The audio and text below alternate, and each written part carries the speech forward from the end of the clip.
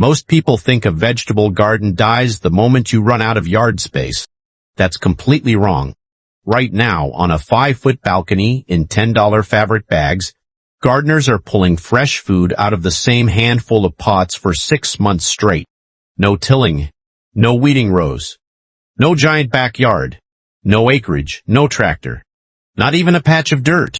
Just pots and 20 plants smart enough to keep producing long after a normal vegetable would have quit and gone dormant for the season.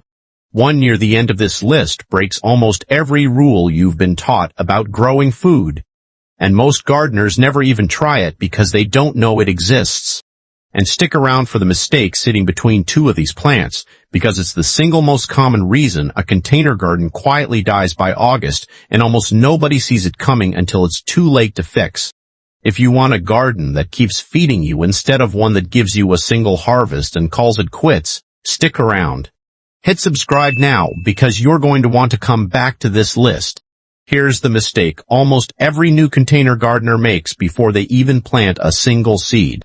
They scoop dirt straight out of the backyard and dump it into a pot, thinking soil is soil no matter where it comes from.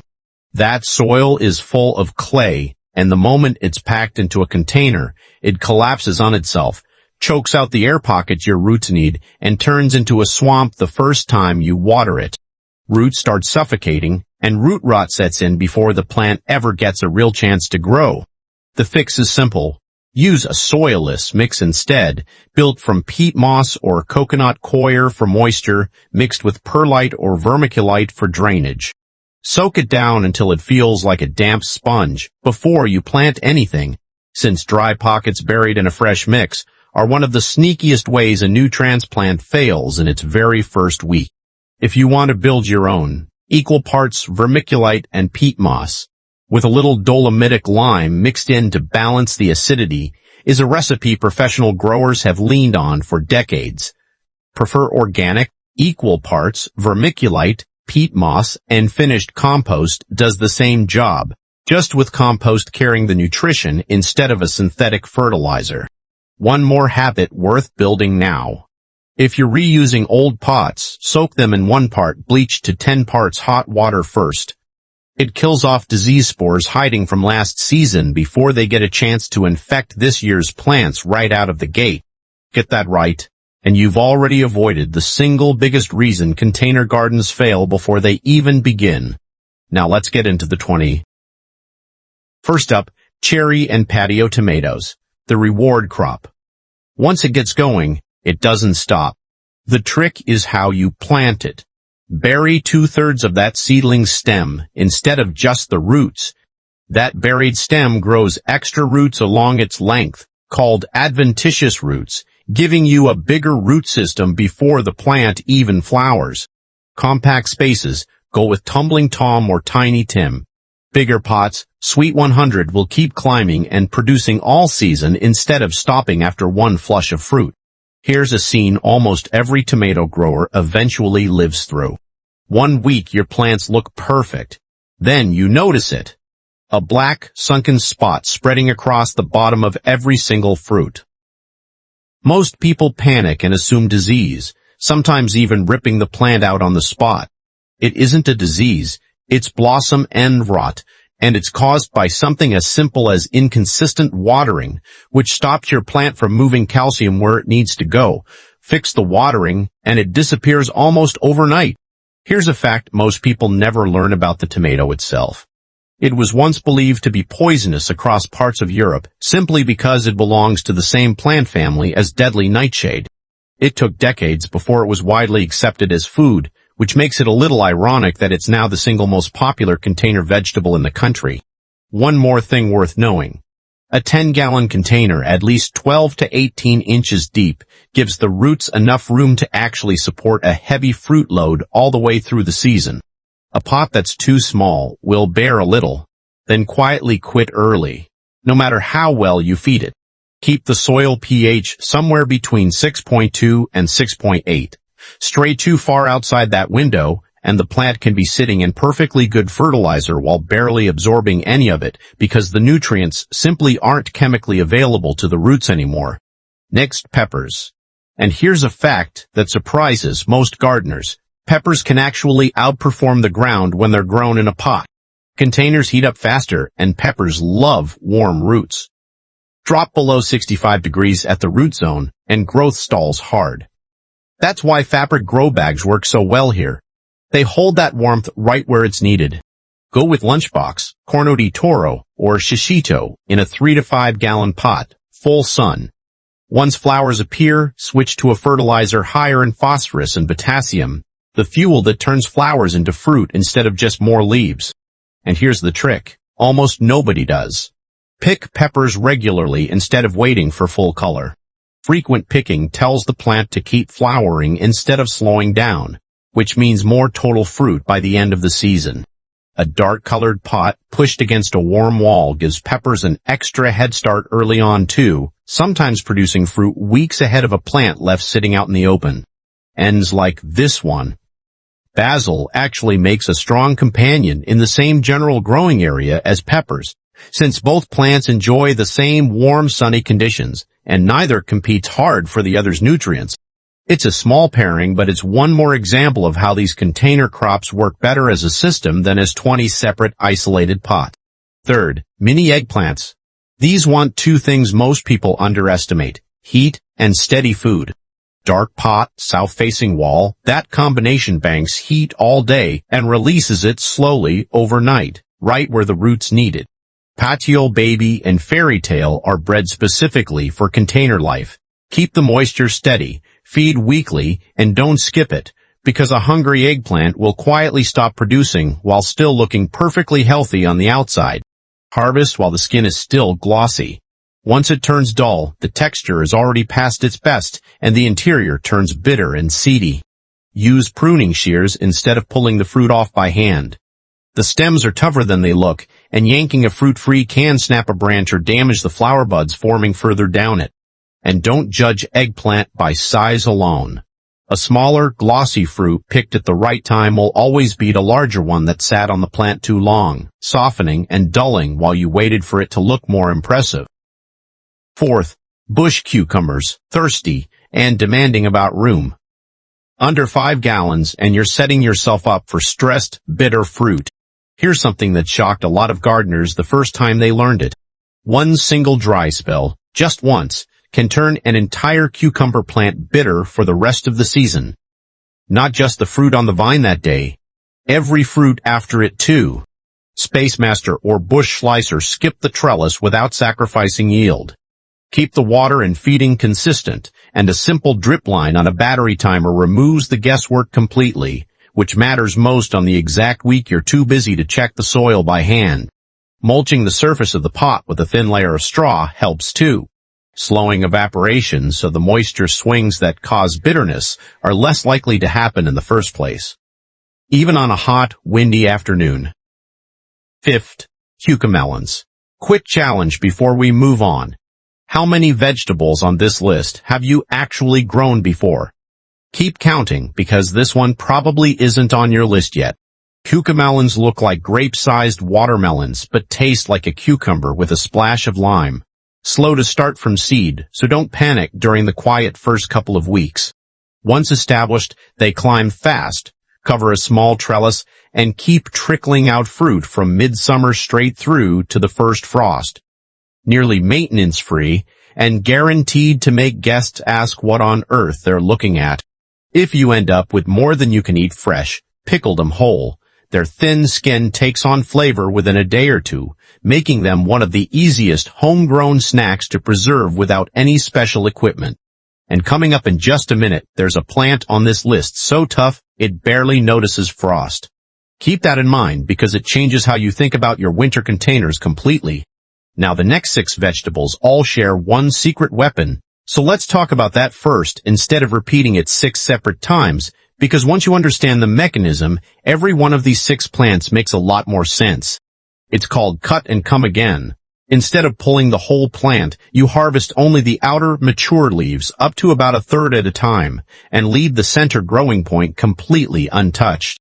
That center point is where all future growth comes from. So protecting it is the entire secret. Do that, And a single container keeps producing for months instead of giving you one harvest and dying. Here's how each one plays that same game differently. Sixth, leaf lettuce. It wants it cool, 45 to 75 degrees, and pushes out a bitter flower stalk the moment it gets stressed by heat or thirst. Salad bowl tolerates shade well, needing only 3 or 4 hours of sun, which makes it one of the easiest crops to tuck into a shallow container on a windowsill or balcony rail. Seventh, spinach. It follows the same cool season rules as lettuce, but there's a twist. A light frost actually makes it taste better instead of worse, since the cold triggers the plant to convert some of its starches into sugar as a natural defense. Bloomsdale holds up well without bolting the moment the weather swings warm. Eighth, arugula, the impatient one of the group. It bolts faster than anything else on this list. The second real heat arrives, so re-sow it every couple of weeks instead of expecting one planting to carry you all season. The upside is speed. It's usually ready to harvest faster than any other leafy green here, which makes the short lifespan an easy trade. Ninth, Swiss chard, and this one might be the toughest plant on the entire list, shrugging off both heat and cold.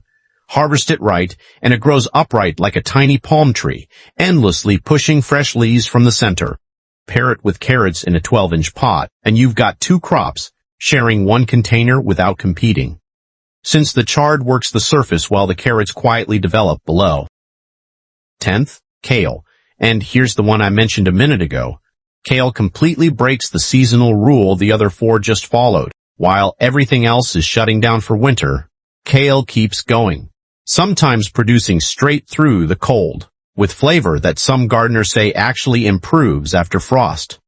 A lightweight floating row cover over the top keeps cabbage white butterflies from laying eggs on it, protecting your harvest without a single chemical spray. 11th, collards, kale's tougher cousin, following that identical harvest trick and the same row cover protection, but pushing it even further into both summer heat and early winter cold without slowing down. Georgia Southern and Vates are the varieties to trust here, and either one will still be producing usable leaves long after most of your other containers have gone quiet for the season. Both kale and collards actually store better on the plant than in your refrigerator. Rather than harvesting a big batch and letting it wilt in a drawer, just pick what you need for that meal and leave the rest growing. The container becomes its own cold storage, staying fresher than anything you could keep indoors. Quick gut check before we move past the halfway mark. If you've been counting the ones you've actually grown, you're probably somewhere around 4 or 5 by now. Most people are.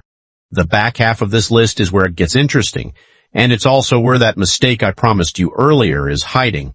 So if you've stuck with us this far, the next few plants are going to reward that patience. 12th, pak choi. Barely needs anything. Just 3 hours of morning sun. Harvest it leaf by leaf, or let it form small heads, and replant in succession. It bolts fast once real heat lands, so treat it like a spring and fall crop, not a summer one, and forgive it if it's one of the crops you almost overlook, because it rarely gives you trouble.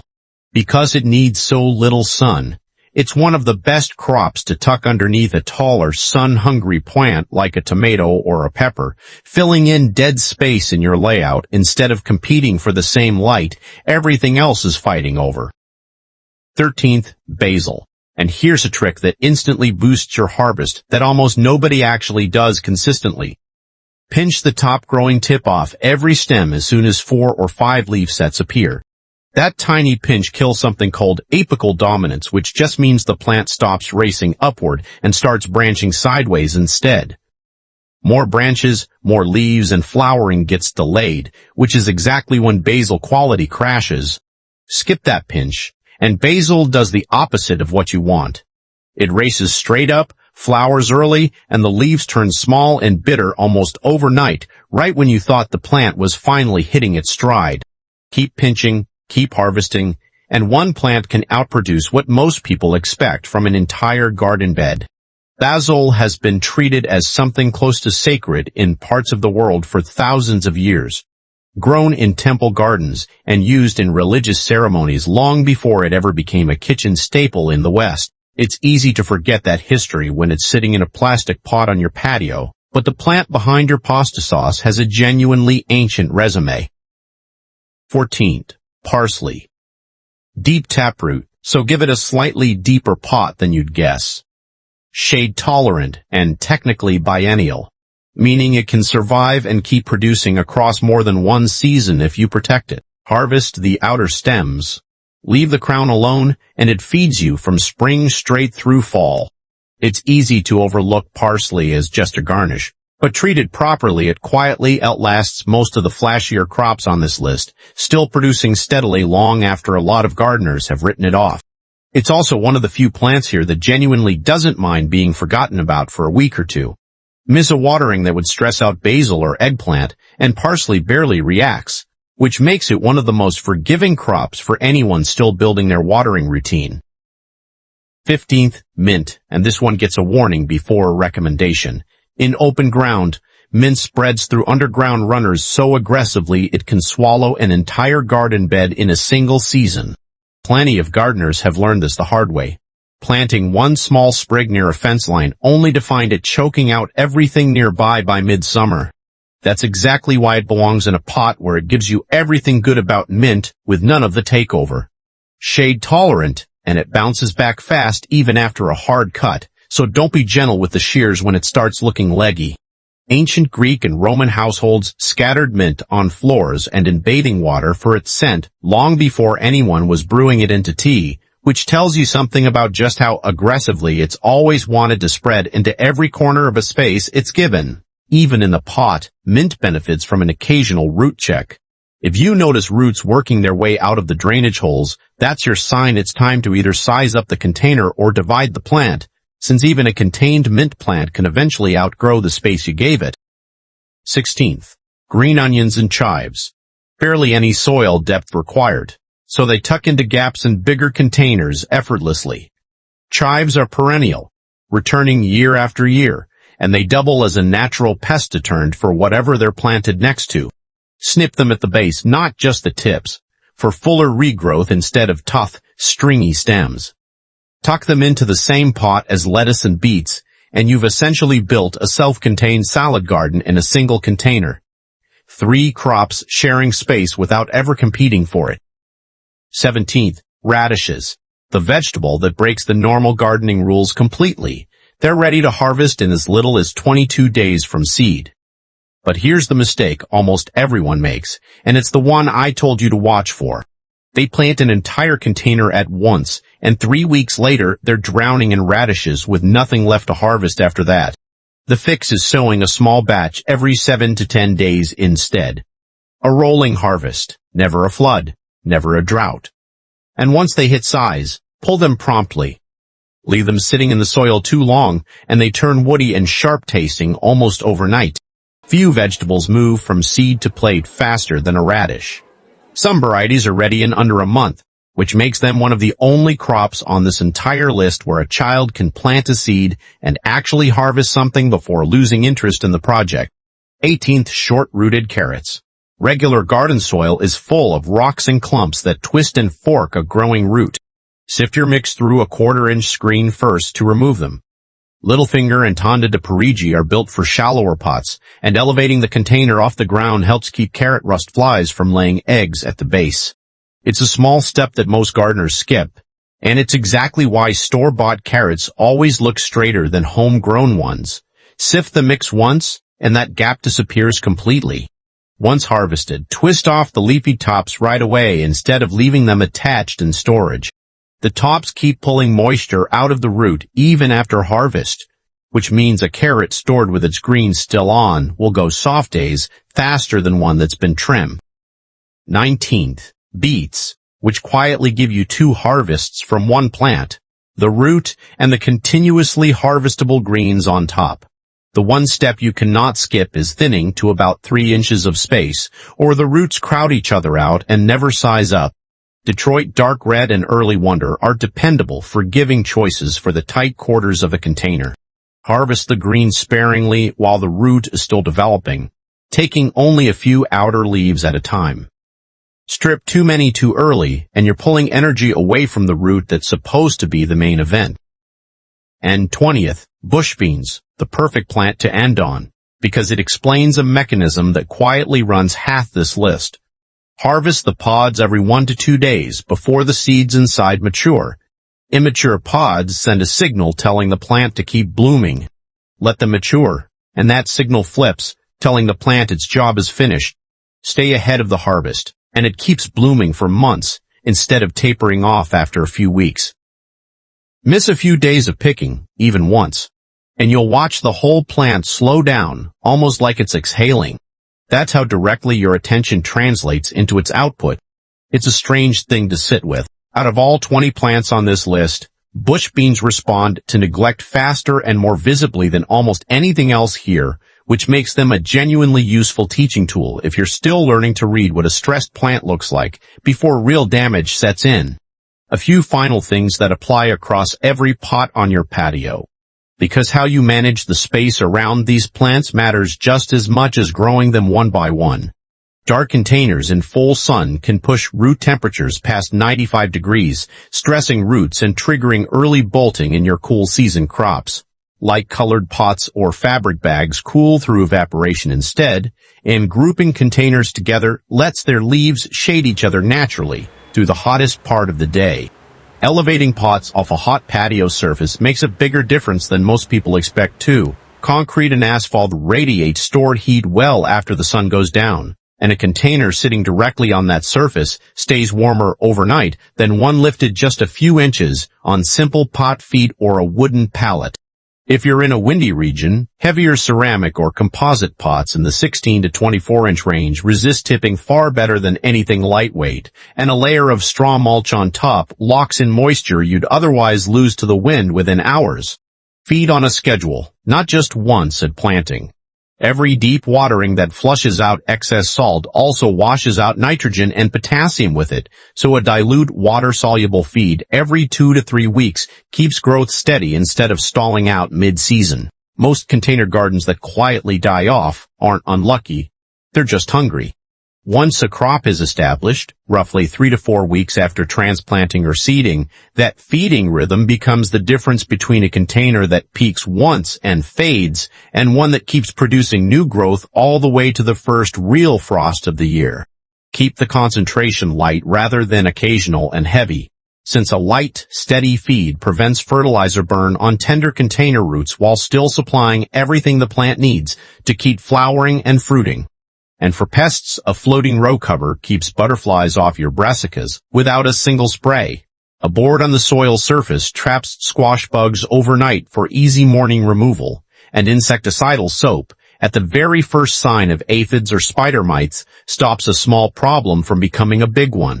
Most infestations are easy to handle in the first few days, and genuinely hard to handle once they've spread across an entire container, so a quick daily glance while you're watering does more than any product on a shelf. One more combination worth trying once you've got a few of these growing. Lettuce, beets, and chives share a single pot beautifully, since the lettuce fills the surface, the beets grow below, and the chives tuck into whatever gaps are left. It's essentially a complete salad garden compressed into one container, and it's proof that these 20 plants aren't meant to be grown in isolation from each other. The smartest container gardens on any patio are the ones where every single pot is doing more than one job at once. So there they are, 20 vegetables that don't just survive in containers, they thrive in them, and they keep feeding you long after a normal garden would have gone quiet. Think back to that mistake we talked about at the start. The one hiding between two of these plants that quietly kills more container gardens than anything else. It was never about talent or luck or having the right backyard. It was about knowing 3 things: the right soil, the right harvest habit for each plant, and a feeding schedule that never stops just because the plant looks fine on the outside. Imagine walking out onto your own balcony some morning and picking breakfast straight from containers that most people assumed were too small to grow anything real. No trip to the store, no wilted bag of greens from 3 states away. Just you, a handful of pots, and food you grew with your own hands. That's not a fantasy. That's exactly what these 20 plants make possible, starting with whichever pot you fill first. If this list just changed how you're planning your containers this year, hit like so more gardeners can find it. Drop a comment with the one you're most excited to try, and subscribe for more container gardening breakdown.